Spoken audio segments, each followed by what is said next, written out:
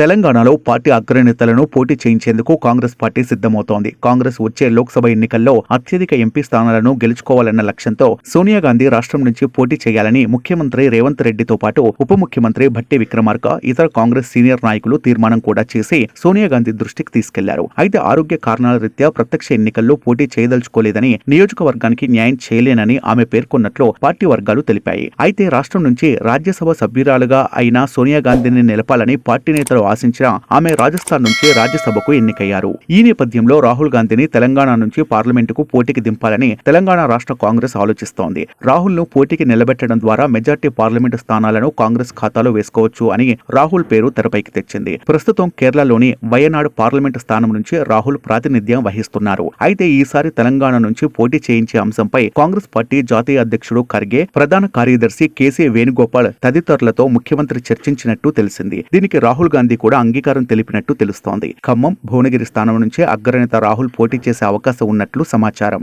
అయితే తెలంగాణతో పాటు ఉత్తరప్రదేశ్లోని అమేథీ నుంచి రాహుల్ పోటీ చేస్తారని పార్టీ ఉన్నత స్థాయి వర్గాలు తెలియజేస్తున్నాయి. సోనియా గాంధీ ప్రాతినిధ్యం వహించిన రాయ్ బలేరి నుంచి ప్రియాంక గాంధీ పోటీ చేసే అవకాశం ఉందని పేర్కొంటున్నాయి. గతంలో మెదక్ పార్లమెంటు స్థానం నుంచి ఇందిరాగాంధీ పోటీ చేసి గెలిచిన సంగతి తెలిసిందే. ఇదే సెంటిమెంట్ తో రాహుల్ గాంధీ తెలంగాణ నుంచి పోటీ చేస్తే పార్టీకి సానుకూల పరిణామాలు ఉంటాయని, పార్టీ అభ్యర్థులపై విజయావకాశాలపై మరింత ప్రభావం చూపుతుందని కాంగ్రెస్ వర్గాలు భావిస్తున్నాయి.